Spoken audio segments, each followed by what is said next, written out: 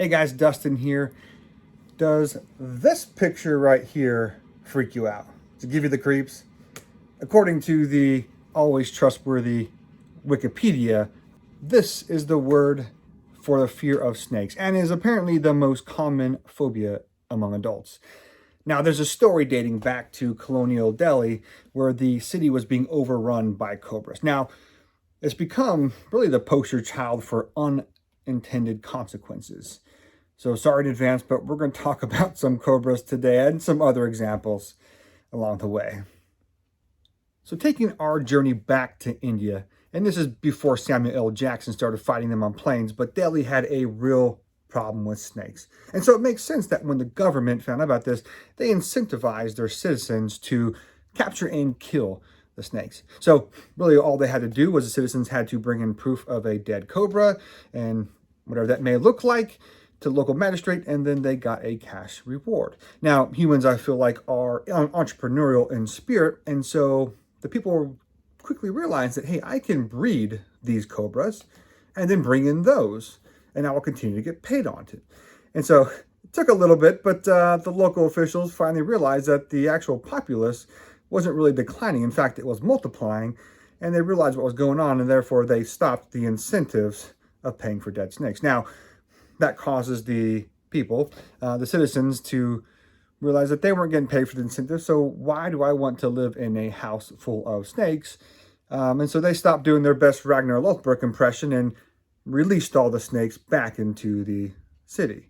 So really what you have is you have a problem which had a quick solution, and you have the incentive's taken away. And now actually what you have is a worse problem, right? So now the city has multiplied snakes because of the breeding and just less money in the treasury.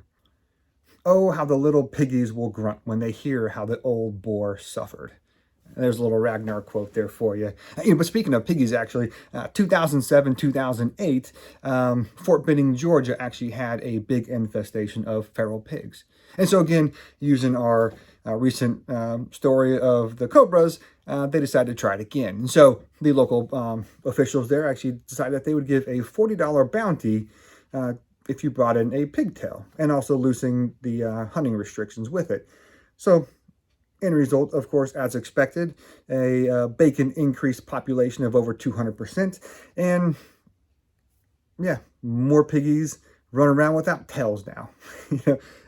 In fact, in case you were wondering, you could buy about 30 pounds of pigtails for about $50. Or if you want to church them up a little bit, mainly for dog treats, you can get them pre-smoked for about 30 pounds for about $75. So, the great thing is you could actually, your initial investment of $75, make that up in 2 pigtails.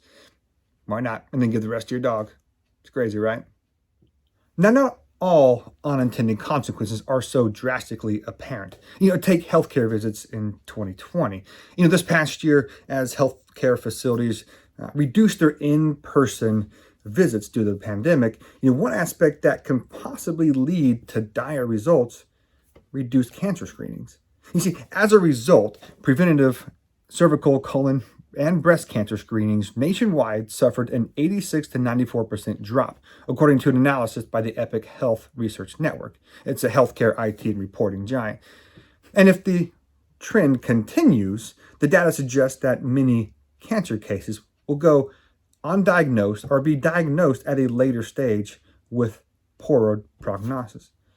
Now, if you missed your dentist exam last year, or if you missed an oil change, you're probably going to be okay, right? But with cancer, waiting sometimes even just a couple months could have drastic repercussions, right? I mean, when the U.S. actually diagnoses approximately about 1.8 million cases of cancer a year, for many, a delayed prognosis or a delayed treatment could literally change someone's life from this could have been just, surgery and chemo to now it's beyond the point where it's incurable. As Thomas Sowell once said, there are no solutions. There are only trade-offs. And you try to get the best trade-off you can get. That's all you can hope for. We'll look at just one more. We all know that this past year has wreaked havoc on the market. And many people lost their jobs, and not necessarily due to poor performance, just because of a poor market, right? I mean, that's not their fault. And so again, the government steps in and did a great thing there. And that is, with the CARES Act of last year, gave, individuals and families that were on unemployment an additional $600. And that recently got, pushed down to $300 and renewed again at $300. But again, the idea here is that you would really kind of help out families in a really tough situation. And then maybe that's led to headlines like this. In addition, I mean, the latest job reports that just came out, there was a projected 1 million new jobs that were expected to be put back into the economy. Unfortunately, it came in about almost a little bit over a quarter of that, about 266,000 jobs. And so in addition to struggling to find new talent, businesses are also faced with the potential of increased payroll taxes in order to replenish unemployment insurance funds. And so, where I live here in New Jersey, I think at the beginning of 2020, I think we had about $2.4 billion set aside for unemployment benefits. Well, we blew through that in about May, June timeframe, I believe. So someone has to restock that well, right? I mean, unfortunately, that's going to be shouldered by employers. And so again, going back to what was a compassionate policy at the beginning has now ended up really detrimental on many different levels, right? To employers can't find top talent, to employees, who are still struggling to find work, and the work market as a whole, which missed the jobs, report by about 750,000 jobs.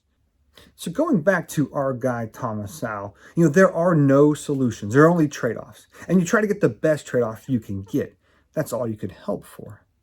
And, too often we're presented with a problem, and then organizations and or government is quick to jump in with a fix, right? With a solution to the problem. And unfortunately, what often happens is you're stuck with unemployed cancer patients with a house full of snakes and pigs. And as always, best wishes. Be awesome. Take care. Hey, if you like this video, feel free to click one of the other ones here up on the screen. And don't forget to subscribe. Love your support. Love to talk to you as well in the comments. Take care. Bye-bye.